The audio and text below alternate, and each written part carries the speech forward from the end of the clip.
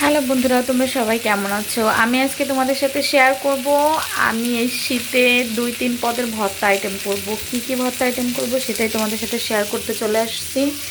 এখানে নিয়ে নিয়েছি চিংড়ি মাছ, এখানে নিয়েছি পটল ছাড়িয়ে খোসাটা নিয়ে নিয়েছি, এখানে ধনেপাতা, এখানে কিন্তু অলরেডি আমি বেগুন, তারপর হচ্ছে রসুন, পেঁয়াজ, মরিচ সব কিছু একসাথে মানে তেলে ভাজতেছি ভেজে, যেহেতু গ্যাসে তো হচ্ছে মানে বেগুন পুড়ে খেতে পারবো না, মানে পোড়াটা এখানে হয় না, সেহেতু এখানে হচ্ছে আমি বেগুনটা তেলে ভেজে নিয়ে তারপর হচ্ছে ভর্তাটা বানাবো।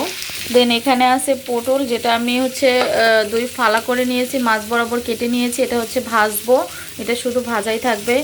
আর এখানে অলরেডি ভাত বসিয়ে দিয়েছি, ভাতের উপরে হচ্ছে এখানে আলু সিদ্ধ দিয়ে দিয়েছি।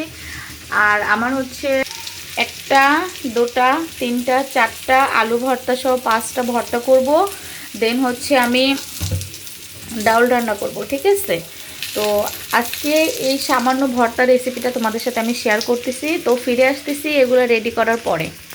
গাইস, আমার বেগুন ভাজা যেহেতু হয়ে গিয়েছে, আমি কিন্তু এখন চিংড়ি মাছটা খোসা সহই নিয়েছি, সেভাবেই কিন্তু ভাজতেছি। আর ভাজা হয়ে গেলে কিন্তু আমি এটা ব্লেন্ডার করে ফেলবো, যেহেতু আমার বাসায় পাটার নেই, এর জন্য আমি এটা ব্লেন্ডার করব।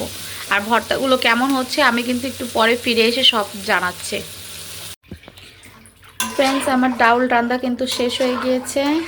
এখন চলো তোমাদেরকে ভর্তাটা দেখাই। এখানে ধনেপাতাটা দেওয়ার বাকি আছে। গাইস, এই ছিল আমার ভর্তা আইটেম। এটা হচ্ছে ধনে ভর্তা, এটা হচ্ছে পটলের খোসা ভর্তা, এটা হচ্ছে বেগুন ভর্তা, এটা হচ্ছে চিংড়ি মাছ ভর্তাটা, এটা হচ্ছে আলুর ভর্তা, আর এটা হচ্ছে আমি পটল দো পেঁয়াজা করছিলাম সেটা। তো আমার এই ভর্তা আইটেমগুলো, আর সাথে তো ডাউল না হলে হবে না, যেহেতু সব শুকনা হয়ে গিয়েছে।